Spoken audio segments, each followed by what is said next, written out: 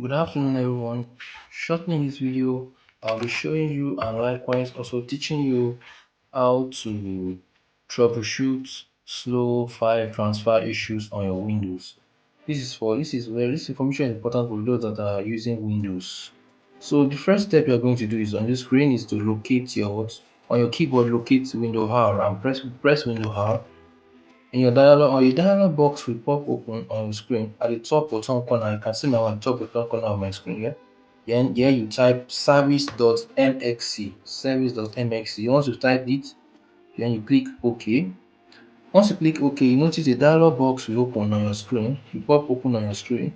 So you see some items listed on this dialog box. So what you are looking for is optimized drive. So you scroll down gently, not to bypass the network. So you slow down where you locate. Once you locate your optimized drive, you can see it here. Double click on it. Once you double click on it, another dialog box will pop open on your screen.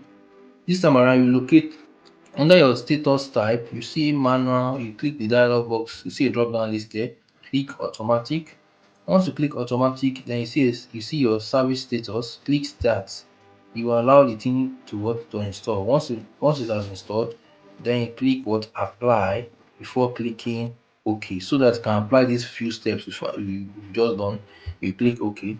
So as you can see now, we've successfully solved the issue of slow file transfer on this PC.